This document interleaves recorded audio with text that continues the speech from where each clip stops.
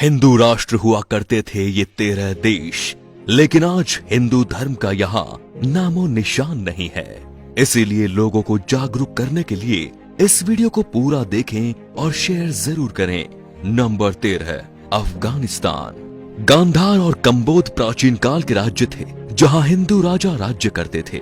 उसके बाद यहाँ पारसी और बौद्ध धर्म के राजाओं ने शासन किया, लेकिन बाद में इन जमीनों को मिलाकर अफगानिस्तान बना। इस देश ने अपना राष्ट्र धर्म इस्लाम बना लिया और अफगानिस्तान में आज तक लोग कभी खुश नहीं रह पाए हैं। नंबर 12 है पाकिस्तान।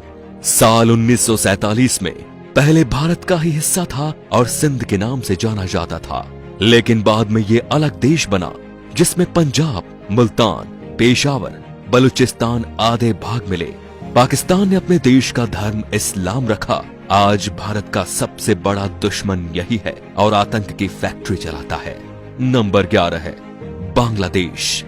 साल 1947 में भारत के विभाजन के बाद बंगाल से कटकर पूर्वी पाकिस्तान बना। 1949 में आवामी लीग की स्थापना हुई। इसका उद्देश्य पूर्वी पाकिस्तान को संयुक्ता दिलाना था। 1971 शेख मुजीब और अवामी लीग ने 26 मार्च को स्वतंत्रता की घोषणा कर दी और नए देश का नाम रखा बांग्लादेश। नंबर 10, नेपाल। आज नेपाल एक स्वतंत्र राष्ट्र है। कुछ साल पहले यहाँ हिंदू राष्ट्र हुआ करता था, लेकिन ये भी एक सेक्युलर राष्ट्र घोषित हो गया। प्राचीन भारतवर्ष में नेपाल भारत का ही अखंड भाग था, जिसे देवघर कहा जाता था। इसी देश में भगवान श्री राम की पत्नी सीता, जिनका जन्म स्थल मिथिला में स्थित है। नंबर 9, भूटान। प्राकृतिक सुंदरता से भरपूर भूटान भी कभी भारतीय महाजनपदों के अंतर्गत एक जनपद था और अखंड भारतवर्ष का हिस्सा था। भूटान संस्कृत के शब्द भूतान से बना शब्द है। नंबर 8, तिब्बत। तिब्बत को ट्राइविस्टम कहा जाता था, जहां ऋषिका और तुषाराम नामक राज्य थे। आज चीन द्वारा कब्जा किया हुआ ये देश भी भारतवर्ष का अभिन्न अंग था।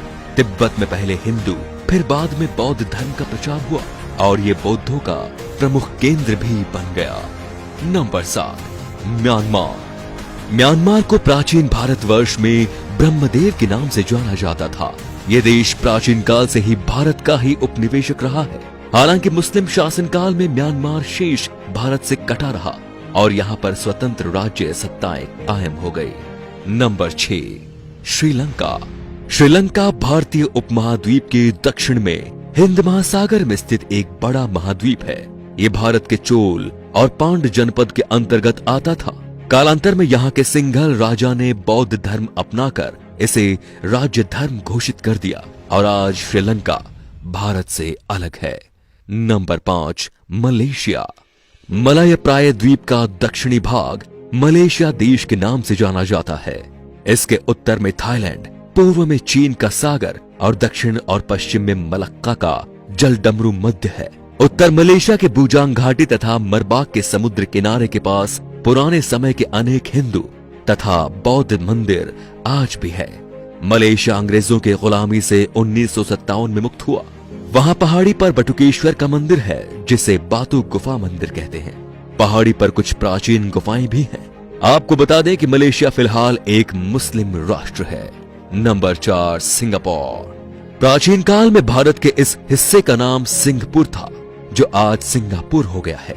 बाद में 9 अगस्त 1965 को अंग्रेजों ने सिंगापुर को स्वतंत्र और एक गणतंत्र देश बना दिया। Number 3, Thailand. हमें भले ही घूमने के लिए कहीं जाना हो तो थाईलैंड का नाम दिमाग में आता है, लेकिन ये बहुत ही कम लोग जानते हैं कि थाईलैंड का प्राचीन भारतीय नाम श्याम देश है। प्राचीन काल में यहाँ हिंदू और बौद्ध धर्म और संस्कृति का एक साथ प्रचलन था, लेकिन अब ये एक बौद्ध राष्ट्र है। खैरात के दक्षिण पूर्व में कंबोडिया की सीमा के पास उत्तर में लगभग 40 किलोमीटर की दूरी पर यूरीराम प्रांत में प्रशांत फनाम रंग नामक सुंदर मंदिर है। Number 2, Cambodia. पौराणिक काल का कंबोज देश, कल का कंपूचिया और आज का कंबोडिया पहले हिंदू रहा और फिर बौद्ध हो गया। विश्व का सबसे बड़ा हिंदू मंदिर परिसर तथा विश्व का सबसे बड़ा धार्मिक स्मारक कंबोडिया में स्थित है। यह कंबोडिया के अंकोर में है, जिसका पुराना नाम यशोधरपुर है। Number 1, Vietnam. प्राचीन भारतवर्ष में वियतनाम को चंपा कहकर पुकारा जाता था। चंपा के लोग चांप कहलाते थे।